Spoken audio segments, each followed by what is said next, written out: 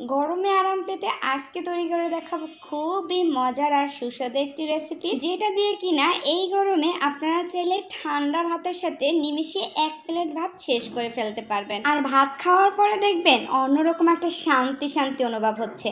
আমার তো এই রেসিপিটা ভীষণ মজার আর ভীষণ ভীষণ ভালো লাগে। আশা করছি আপনাদের কাছে অনেক ভালো লাগবে। আজকে তৈরি করে দেখাবো থানকুনি পাতার পাকোড়া বা বড়া।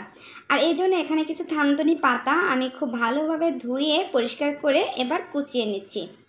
অনেকেই কিন্তু এই পাকোড়াটা অনেকভাবে তৈরি করেন, তবে আজকে আমি যেভাবে দেখাচ্ছি আশা করছি এভাবে তৈরি করলে বড়াটা খেতে অনেক বেশি মজার হবে।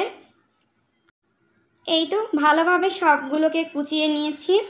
থানকুনি পাতা কিন্তু অনেক রোগের একটা ঔষধ। আর এই থানকুনি পাতা কিন্তু বিশেষ করে যাদের ডায়াবেটিস আছে কিংবা পেটের সমস্যা হয়, এরা কিন্তু এই থানকুনি পাতা দিয়ে বড়া খেলে কিংবা থানকুনি পাতার রসটা চিবিয়ে খেলে কিন্তু অনেক বেশি উপকার পাবেন। আজকের এই পাকোড়াটা তৈরি করার জন্য আমি এখানে কিছু খেসারির ডাল সেটাকে ভালোভাবে ভিজিয়ে রেখে ব্লেন্ড করে নিয়েছি। আপনারা চাইলে পাটা পিষে নিতে পারেন। আর এর ভিতরে পরিমাণ মতন দিয়ে দিয়েছি পেঁয়াজ কুচি। এখানে 2টা পেঁয়াজ কুচি করে নিয়েছি আর নিয়েছি স্বাদ মতো কাঁচামরিচ কুচি। ঝালটা আপনারা একটু বাড়িয়েও দিতে পারেন। এরপরে এর ভিতরে পাতাগুলোকে অ্যাড করে দিয়েছি। আপনারা চাইলে এই পাটাটাকে কিন্তু ডালের সাথে পিষেও নিতে পারেন, তবে সেভাবে করে খেলে পাকোড়াটা বেশি মচমচে হয় না। তাই আমার কাছে এভাবে করে এই পাকোড়াটা তৈরি করলে বেশি ভালো লাগে। এবার 1/2 টেবিল চামচ করে হলুদের গুঁড়া, মরিচের গুঁড়া আর জিরার গুঁড়া ইউজ করতেছি। এতে করে কিন্তু এই পাকোড়াটা খেতে অনেক বেশি মজার হবে। আর অ্যাড করে দিচ্ছি স্বাদ মতো লবণ। এবার ভালোভাবে সব উপকরণগুলোকে মেখে নিচ্ছি। আপনারা চাইলে কিন্তু এর ভিতরে চালের গুঁড়া কিংবা বেসনটাও ইউজ করতে পারেন, তবে আমি এই কোনো কিছু ইউজ করব না। এগুলো ছাড়াই পাকোড়া তৈরি করব।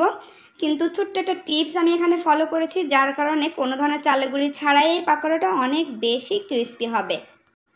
এবার ছোট্ট টিপসটি আপনাদের সাথেও শেয়ার করতেছি। যে কোনো পাকোড়া বা বড়া যেটাই বলেন তৈরি করার ক্ষেত্রে চুলার আঁচটা প্রথম অবস্থা বাড়িয়ে দিবেন না। অল্প আছে এগুলোকে ভাজবেন, দেখবেন আস্তে আস্তে করে এগুলো কিন্তু অনেকটা ক্রিস্পি হবে। আর যদি একবারে চুলার আঁচ বাড়িয়ে দিতে চান সেক্ষেত্রে কিন্তু এটা একদম পুড়ে যাবে, ভিতরে কাঁচা থেকে যাবে। সেক্ষেত্রে কিন্তু এগুলো ক্রিস্পি হবে না। তো এই তো আমি সময় নিয়ে এগুলোকে ভেজে নিয়েছি। 2 পাশটাকেই ভালোভাবে উল্টে পাল্টে ভেজে নিয়েছি। এবার এগুলোকে তুলে নিচ্ছি। এই পাকোড়াটা আপনাদেরকে কি বলবো, আমার কাছে এত বেশি প্রিয়, শুধু আমার না, আমার হাজব্যান্ডও অনেক বেশি পছন্দ করে।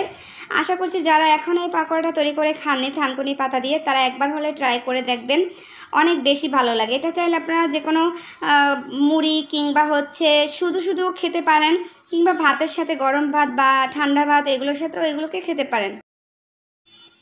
তবে ডালের বড়া বলেন আর থানকুনি পাতার বড়া বলেন, যেটাই বলেন, আমার কাছে বিশেষ করে এইগুলো ঠান্ডা ভাত দিয়ে খেতেই অনেক বেশি মজা লাগে। আর বিশেষ করে যেহেতু এখন অনেক বেশি গরম, এই গরমের সময় কিন্তু ঠান্ডা ভাত দিয়ে অনেক বেশি ভালো লাগে বা শান্তি লাগে। আর এটা আপনারা শুধু শুধু খেতে পারেন, বিকালে নাস্তায় অনেক মজার হয়। তো আজকের ভিডিওটা এই পর্যন্তই। ভিডিওটা কেমন হয়েছে অবশ্যই কিন্তু কমেন্ট করে জানাবেন। ভালো লাগলে ছোট্ট একটি লাইক দিবেন। আর যারা পেজ থেকে দেখেন প্লিজ পেজটি ফলো দিয়ে চ্যানেলটিকে সাবস্ক্রাইব করে রাখবেন। সবাই অনেক অনেক ভালো থাকবেন, সুস্থ থাকবেন, আমাদের জন্য দোয়া করবেন। আজকের মতো বিদায় নিচ্ছি। আল্লাহ হাফেজ।